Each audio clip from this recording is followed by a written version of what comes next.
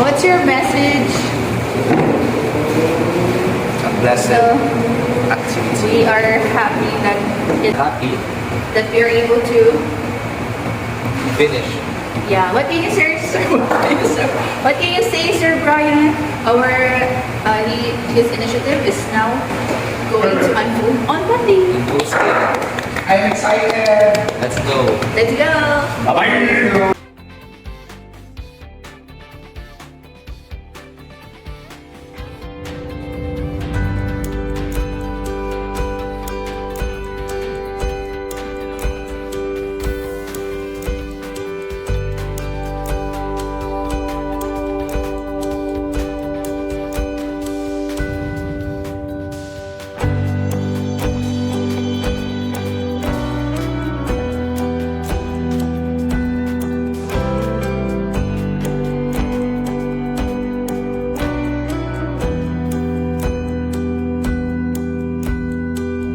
Guests and especially to our 179 student artists. Today we are not just opening an exhibition, we are launching a movement. We are here to begin the Brushstrokes of Balance Art Workshop. In this space, we leave behind the perfect and embrace the authentic. We believe that art is a sanctuary, a modality for self-care, and a journey that belongs to everyone. As you step into this experience, remember our guiding philosophy. No rules, no judgment. You don't need to be a master to start. You only need the courage to sneak the first mark. To begin this journey, we look to the primary forces that will guide us. I invite our facilitator, the artist, Joanna Marie Peña-Wheat, to step forward with the red. This presents the artist's pulse, the courage to make the first mark, the passion and the raw life force of creativity. I also invite Mr. Brian G. Esteban to step forward with the blue. This represents the academic anchor, the foundation, the guidance, and the steady hand of mentorship that supports your growth. Joanna and Sir Brian, please apply your stroke to our black canvas near the golden sun ribbon.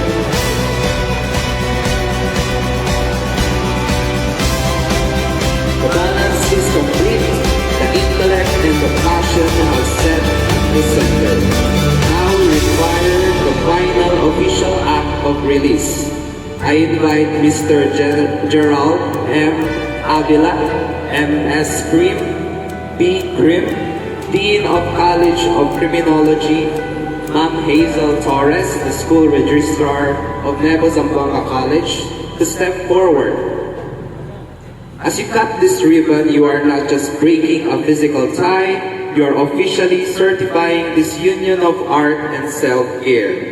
You are activating the creative potential of 179 or more new artists. Now, students, I want you to count down with me for 3, 2, 1. So in 3, 2, 1. A big round of applause, please. The first stroke is me. The Brushstrokes of Balance Art Workshop and its exhibition are officially open. Please join Joanna and Sir Brian for the gallery walkthrough. Explore the biodiversity and the stories on these walls. Your canvas is your sanctuary, and let's create.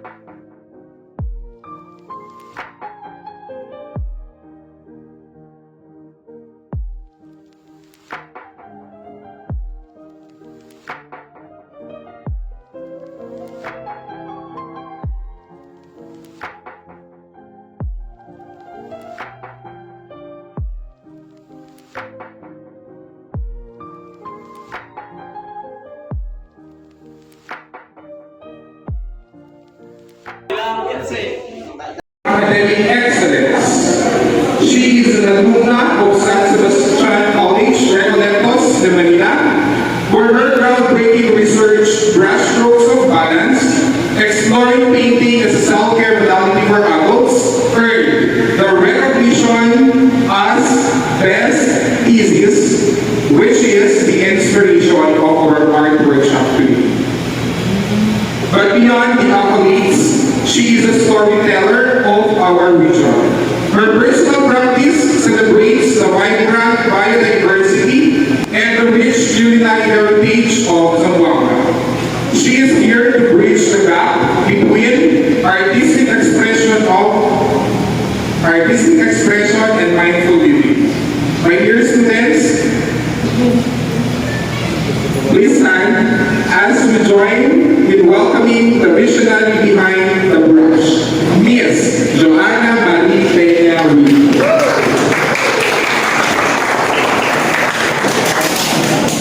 Thank you so much. Please have your seats. Before we begin, I would like to take this opportunity kasi we are up first. So this is the beginning of something that we are looking forward. But before that, I want you to remember who is behind this initiative. Siyempre, para paano natin si Sir Brian.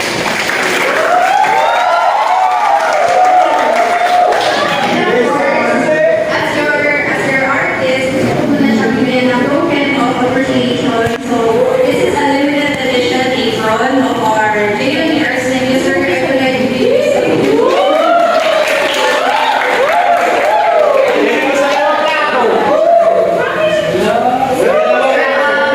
The students, I want you to remember this moment kasi hindi lahat ng teacher will go beyond what is expected. Kasi us, we are in the same generation. Wala kami naranasan na may mga art workshops sa school because art is kind of expensive as we see. Pero we tried, I myself, I tried to figure out paano ba na lahat kayo maka-experience mag-paint. So, if you don't have any experience painting, this is the time. Mali, meron pa lang inner band ko sa sarili ngayon yung mag-discover. So, again, sir, thank you so much.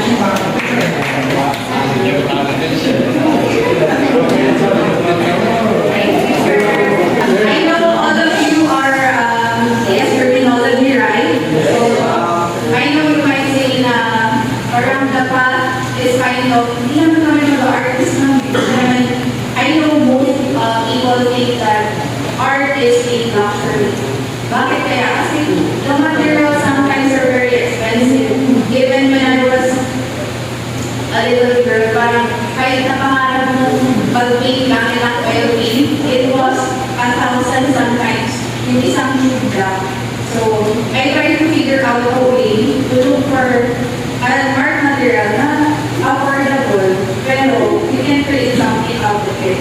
And hopefully, at the end sa ating culmination, makaka-receive tayo ng a token of appreciation from me. So, I will be giving something na sana magamit mo sa learning mo sa lab you're going to. So, it's also a limited edition set of art materials. So, hindi mo na mapakita para mag-look forward kayo para okay? The journey of mine will be shared later on. So, before that, kasi ang philosophy for this workshop is no rules, no judgment. What is the meaning of that? I'm not saying again do whatever we want, and it's not like that. I hope that everybody gives their focus. I hope that what you paid for is worth it, and I hope that something from these four corners, we will take that experience. Hopefully, yan sa paganda. Ground rules, number 1, no judgment. No judgment, hindi lang sa katabi mo agad, ay, gusto na sa hindi ko consider or something like that. Maliwas lang na kayo. And ang pinaka-importante ngayon, no judgment na hindi your own artwork. Ay, gusto yung mahal ng slave, hindi kayo kaya. Kasi everybody starts as an amateur. Before, maski man drawing yung circle, I cannot make it perfect, I cannot draw it and it. But right now, what I dream, I can make it in life to canvas. And of course, follow your own path. Ang meron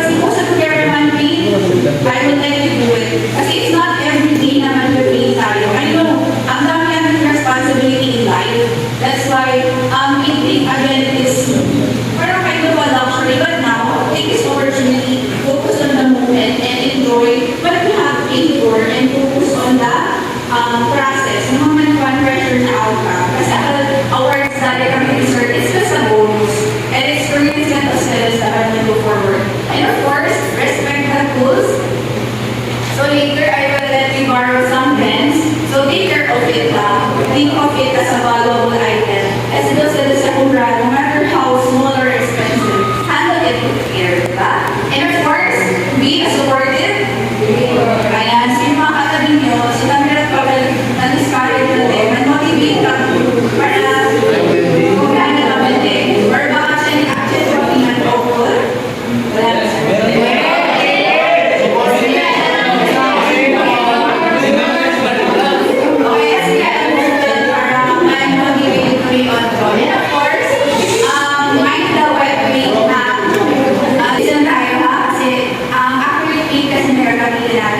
if you're going to print it and then wipe it agad, may pag-asa pa siya ma-erase. Pero pag nag-dry na siya, magkakasali na siya. That's why you're not wearing your uniform because I know it's kind of expensive. Siyempre, mag-uwihan.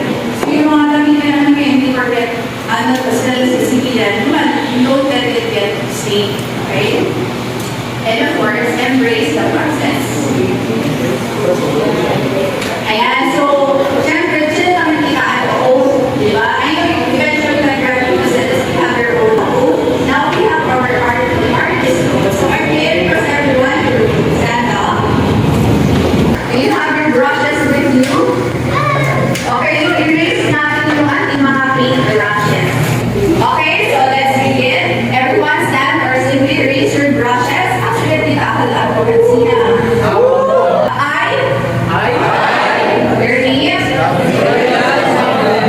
Promise to be kind to my canvas. And kinder to myself. I will let go of the need for perfection. And embrace the joy of the process. Today, there are no mistakes. Only new directions. I give myself permission to play. To explore. And to create without judgment. Let's begin.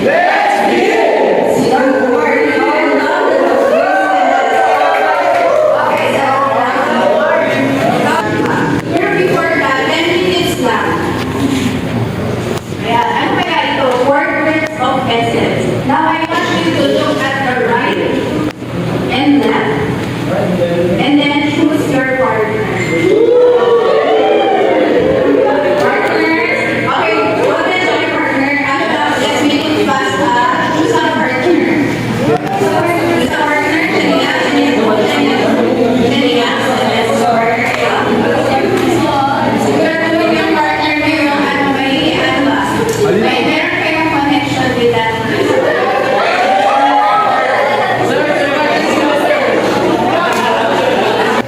Okay, ang gagawin natin is i-draw natin yung ating partner.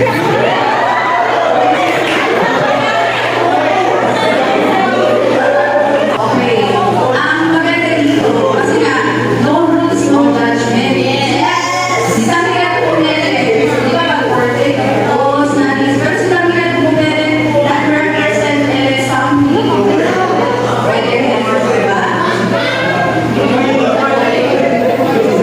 So, portraits of essence, it's not very literal. Like for example, Maria Lourdes Escol, Rita.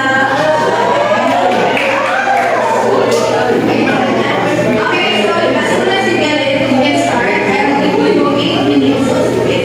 Pero, you can come here and get some pens.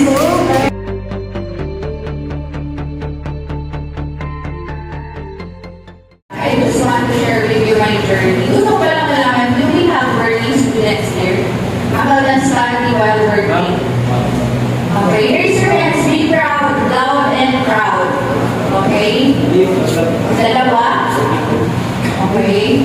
Sige. Before I begin, again, no, my name is Luana Marie Ganyami. I am a visual artist. I also consider myself as artistpreneur because I'm an entrepreneur and an artist at the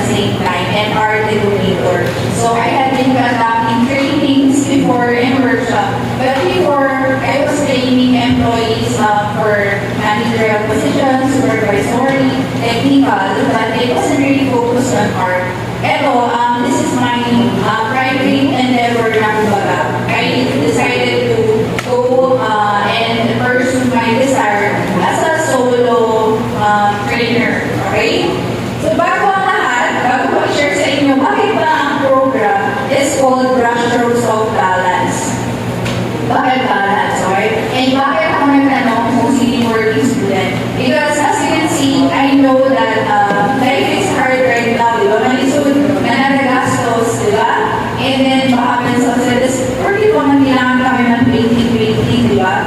And it is always heard na art daw is a luxury.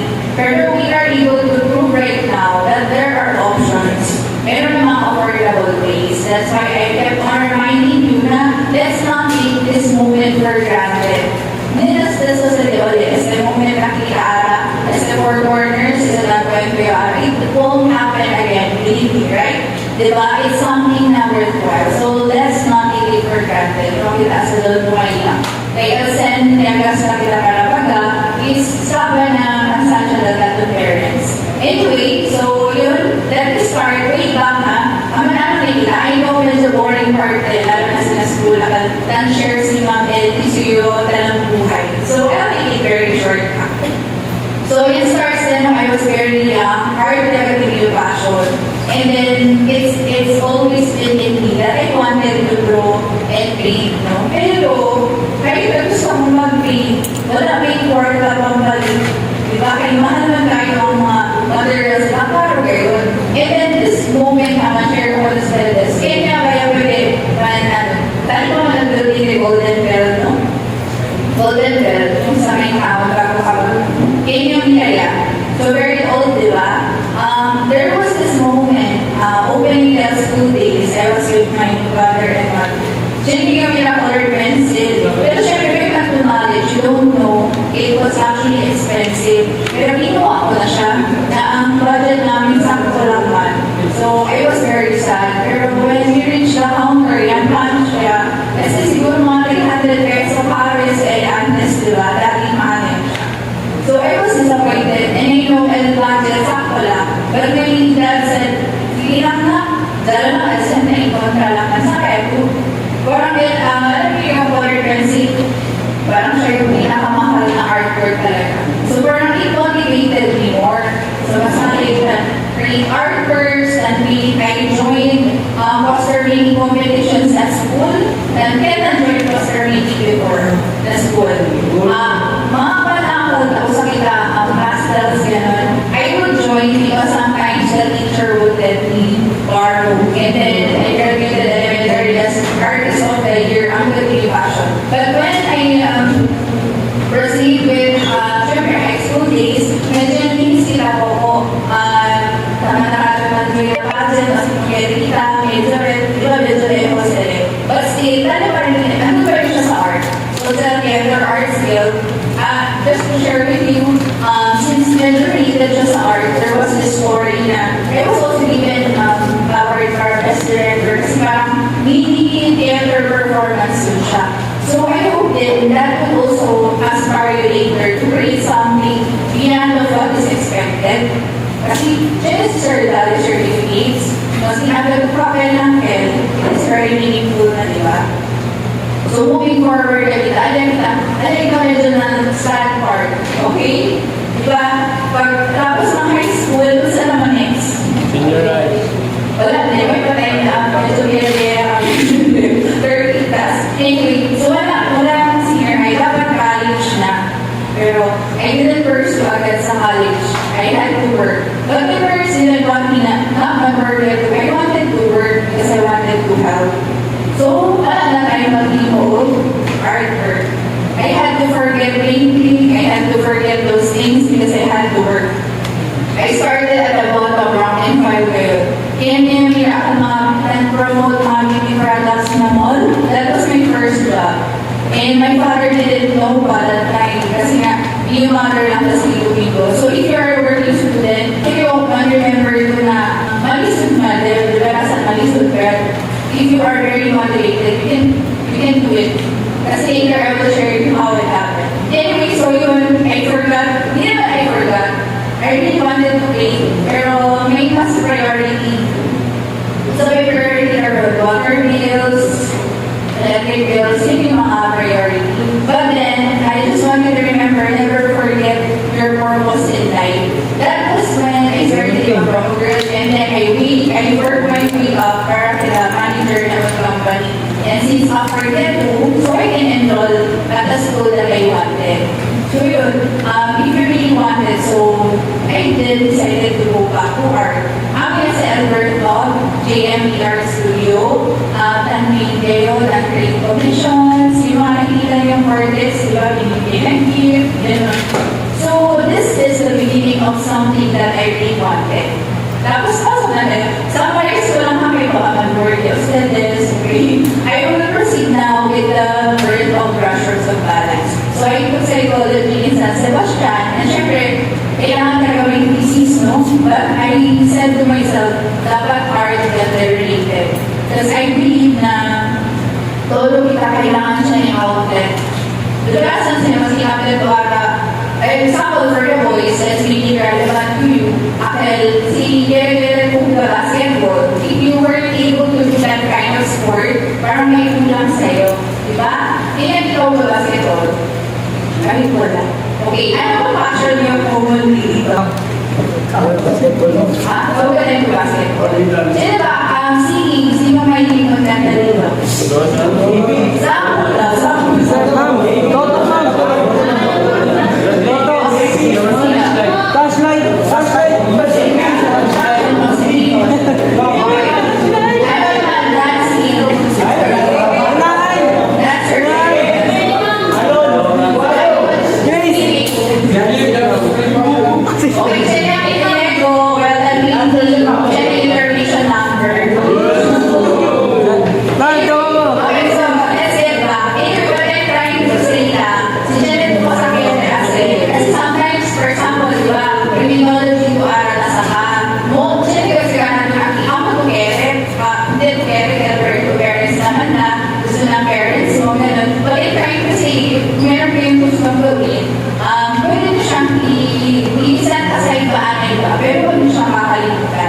So let me now share with you the birth of Brushers of Balance. So in my proposal, I already said na I wanted to be art therapy. Paano makakatulong yung creative na work or art or painting or anything art para help yung mental health natin? Kasi I know how stressed you are at school. Pero yung mga participants ko sa research are adults. Kasi kung sa this eventually, you will work, you will go to the real world, you will pay bills, you will do taxes, you will pay taxes, and return to something you love. It doesn't have to be mainly alone or hard work pa yan. So even though my professor said na dapat HR kasi ako training, dapat daw sa HR, but no, if you are feared talaga doon, yun yung gagawin. So the Brushers of Balance is inspired with the brush stroke. And the meaning of balance is hopefully, kung mga adult na kayo, and hopefully mga certified criminologists na talaga kayo, di ba? If you have any passion that you wanted to do, remember to go back to that. Pwede naman artist/criminologist, why not, di ba? So, yun, I hope that you will enjoy this session. Have fun with your companions here. Make sure na itong 4 hours na to is worth the while. But before anything else, before I end my journey, I'm trying to make it very fast. This thesis that I made is now being expanded, and you are the first college students. I started with the adults. Yung parang pa-backward siya. I started with the professionals, now we are going to the students. Pero syempre, baka meron sa hindi pa alam yung mga basic, I will do a live demo and show you yung mga materials, okay? I will show, and then ito, para may idea lang kayo, para visualize yan. Ito, ilalagyan lang ko siya ng water. Ito, ilalagyan niya ng water, tapos, ipa-press niya lang siya kung gusto yung mga color niya. For next time, if you have ideas, if you have kids, kasi baka you're not that interested with it. Anyway, we have here the Montmartre naman. Ito, acrylic din. Please, avoid lang. For example, linisin nyo agad. Kasi pag nagtuyo na siya, mahirap siya tanggalin. And then, I'll just run through. Ito, oil pastels. Ito yung usually na ginagamit sa mga poster paintings, diba? Ito ang ginagamit ko for paintings talaga. And then, may nagtanong kanina kung ano ginamit ko sa painting. Yung sa baba, kasi very represent them siya. I have had so many collections of painting. You can never represent lang yun. I needed naman nila mark. So yun. Ang gamit ko doon are acrylic markers. Pero siya, new discovery ko doon siya. Kasi nga, ang ginagawa kasi ng artist talaga, brushes talaga for details. Pero ano siya, parang actually, I feel like it's kind of cheating. Kasi nga, ano na siya very complete niya, very fine na. Pero then, as we go, diba, it gets developed. So, if you would like to try, you can also try that. And, para alam niyo lahat, may sample din tayong palette knife. Okay? Eto dito, parang medyo may texture siya. Ang gamit ko kanina, palette knife. Okay? And then, we have different kinds of palette. Painting palette. Yung mga girls, meron tayong makeup palette. Ang hindi lang nun is many options of different shades of color. This one is a bigger palette. So, yung mga artists, you just put your fingers here and you hold it. Meron din mga wood made of wood. And this is acrylic. Tinatanggal lang ko yung plastic niya. And meron din mga artists dito yung mixing niya. Tapos kasama na siya sa bibili niya. Parang remembrance siya pa. Yun, parang. And last but not the least, nag-include ako ng mga air-dry clay. Kasi ito dito, kung gusto niyo ba yung parang texture yung artwork niyo. Pero yung ginagamit ko talaga is ano siya, yung parang ina-oven pa. Kasi nga, ano siya, polymer clay. Eto, naghanap ako ng way na pero hindi siya titry. Para mag-gusto yung mga ganitong artwork, gano'n naman. And we just choose the colors. Okay? Any questions with the art materials? Wala naman, no? Wala kasi tayong time, kaya isa-isa ko na lang, okay? Ang kasama natin dito is silhouette art. Sino nakakalam ko anong silhouette art? Or silhouette na lang? If you hear the word silhouette. Silhouette. Silhouette, for example, ito.